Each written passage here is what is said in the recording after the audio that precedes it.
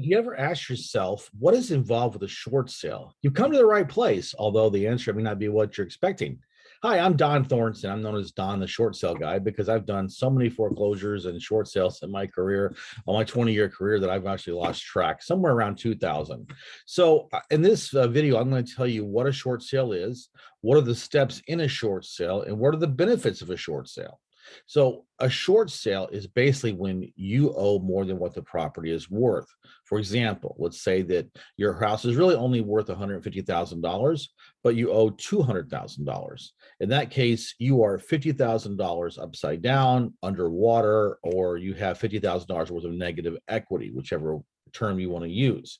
What it means in a nutshell is that you can't sell the house because a buyer would have to pay $50,000 over what the property's worth in order to get you a full payoff on your mortgage, which of course we know that people aren't going to do that.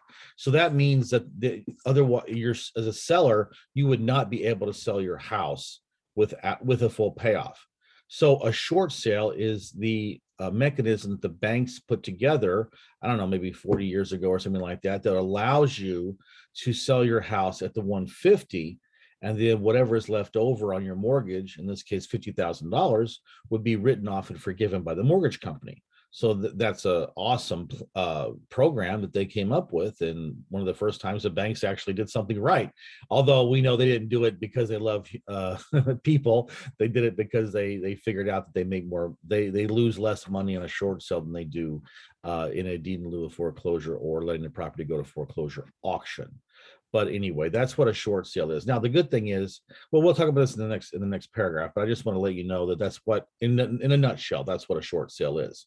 Now, if you like my content, if you like what the videos that I've been producing and putting out there, go down to the subscribe button and hit subscribe. I would love to have you as a subscriber. That way you get notified whenever I have a new video that comes out, and you can consume more of my content. Now let's talk about what the steps of a short sale are. And I'm going to be very brief and very concise about this because they can be a little bit more complicated than what I'm going to go over, but I just want you to get an overall view of how they work. So basically, as a homeowner, you need to list the property with a realtor. And I would suggest you list a property with a realtor who knows what they're doing. My company, for example, has done like around 2,000 short sales in our career. That's someone you should be working with. But regardless, the problem has to be listed because the bank wants to see that you are making a good faith effort to market the property to sell it at a highest possible price, so they can lose the least amount of money. And it's a fine line between offering too low or offering too high at the beginning. And if you're inexperienced and don't know how banks work on these short sales, you can really get stuck, and you can be stuck with a high value that no one's going to want to buy, and it'll end up going to foreclosure auction. So it's something that's why, one of the reasons why you need to work with a really experienced company like we are. At some point in time, there's going to be a contract taken with a buyer, and that will be submitted to the mortgage company. And you will need to submit your financial documents as well. You'll need to submit pay stubs, bank statements, tax returns, write a hardship letter, and each bank has their own specific form, but basically it's a financial statement showing the income coming in and the expenses going out. So the banks just want to make sure that you're not just doing what they call a strategic default, where you could afford the payment, you just don't want to because you're upside down. You figure you just want to get out from under a property that you could not sell otherwise. And the bank will do an appraisal, and they'll come back with a number, and they'll say, okay, we want this. This is our counter. And then if the company that you're working with knows what they're doing, like we do, you'll need to do a value dispute to try to get the bank to come off that high number and bring it down to a much more reasonable amount. And so that's what a value dispute is called. Now, it sounds easy. It's actually very, very difficult. And if you don't have years of experience doing this, then you're not going to be able to do it correctly. And that's why so many short sales fail, is because they can't get the bank off that high number, and it just sits there at that high number and nobody wants to buy it. All right. So if you have an experience with this, or if you have any questions about this, go down to the comments section and leave me a comment. I'd love to hear what you have to think. If you have any questions, maybe you have a recommendation about a video that you'd like for me to make about short sales or foreclosures. Either way, I'd love to have engagement with you. So please comment. And what are the benefits of a short sale? Well, for a homeowner, they're huge. I mean, if you think about it, the biggest benefit that you have with the short sale is that in only 2 years after closing, you can qualify for a conventional mortgage. That's like a 30-year fix, the lowest rate possible. That is what you want to be able to, qualify for as soon as possible. A deed in lieu of foreclosure or a foreclosure auction, you have to wait a minimum of 7 years. And I've had people wait longer than that.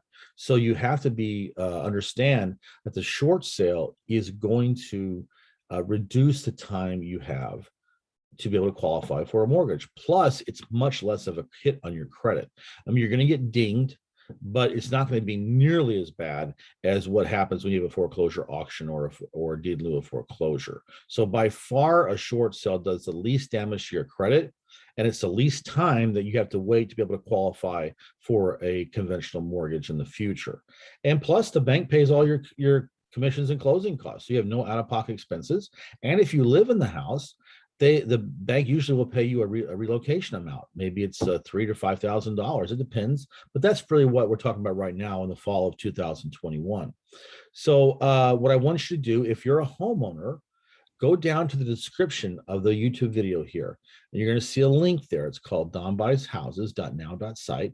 Go there, click on it, and there's all over the place in the website. There's forms you can fill out. It doesn't matter where, but fill out the form. It has your name, your email address, and your phone number, and then hit send or hit click now. And then it will take, I will get a form from you. The system will send me the form. I will reach out to you and we can talk about how we can help you with your short sale. Now, if you are an investor and you come upon these kinds of deals all the time, people who are upside down on their properties and they can't sell them and you don't know what to do with them, well, you can contact me and we can do a joint venture. We can work together and we can use our expertise with the short sale negotiations to help you monetize a lead that right now has no value. And that could be a really nice second income stream for you. And if you're a real estate agent and someone comes to you, a homeowner comes to you, and they want you to do a short sale, but you really don't want the listing because you don't really know how to do it, and you don't know if you really want to get involved in that, well, then the perfect solution is to refer it to us. We'll give you a 25% referral on the commission. We'll do all the heavy lifting for you, and you can make money and not get bogged down in something that you really don't want to do. So what I would love for you to do is, again, subscribe to my channel, and I'll see you at the next video. Thank you.